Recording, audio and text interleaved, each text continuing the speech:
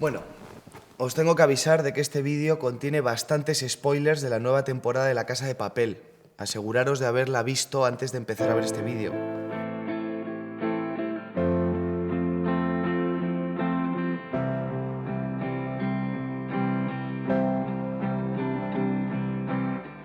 Yo no me podía creer que iba a terminar ese día.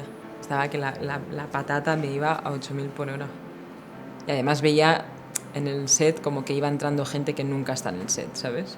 Veía como que iban bajando la gente de las oficinas, como que cada vez había más gente, más gente, más gente. Y me dijeron, bueno, vamos a hacer tu último plano.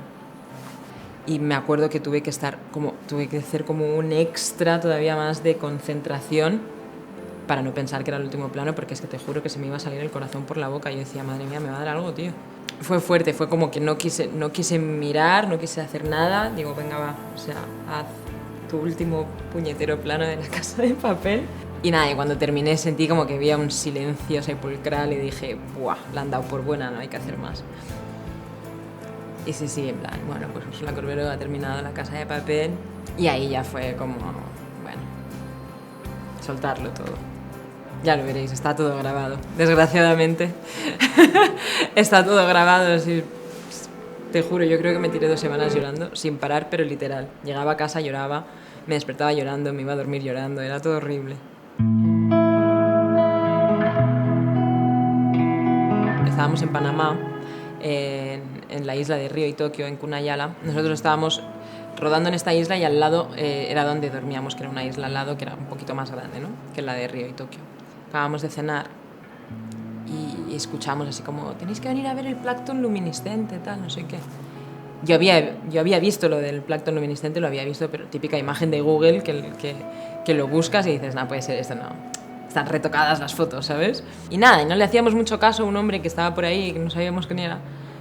Y yo, mira, me decían, no, tenéis que apartaros de la luz, tenéis que ir donde está todo oscuro, no sé muy bien cómo es, pero como que la retina se tiene que adaptar a la oscuridad para empezar a ver la luminiscencia del plancton. De repente, no sé cómo, fue como súper mágico, nos pusimos ahí donde no había luz y empezamos a ver todo azul, pero azul eléctrico, todo lleno de plancton, hacías así y se te... Bueno, o sea, era una cosa... Y yo creo que eso es la cosa más increíble que me ha pasado en La Casa de Papel. Es lo más loco y lo más mágico que he vivido.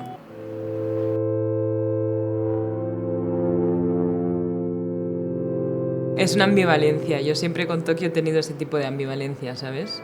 Porque me ha hecho sufrir un montón y he hecho muchísimas cosas que he tenido que superarme a mí misma, que hacer de tripas corazón, no solamente a nivel interpretativo, en todos los sentidos, la demanda física, el hacer un personaje también que es tan diferente a mí y que tiene siempre esa carga energética tan elevada.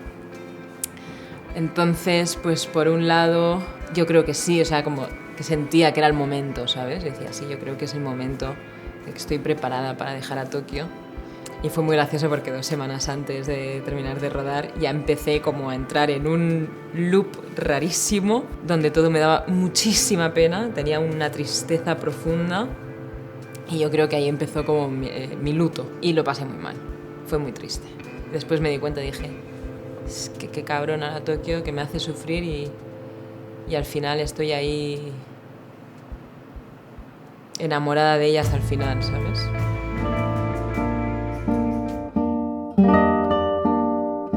Pues a mí me gustaría decir que he aprendido muchísimo con La Casa de Papel, que he tenido momentos muy críticos donde he sufrido mucho, pero que compensa por todos los buenos momentos, por todas las cosas buenas que me ha aportado esta serie, que me ha aportado este personaje, por todo lo que he aprendido de mis compañeros, de mí misma también, y que ojalá todos los proyectos que lleguen a partir de ahora me den la misma fortaleza y me den las mismas enseñanzas que La Casa de Papel. Estoy muy agradecida. Miss you, will miss you.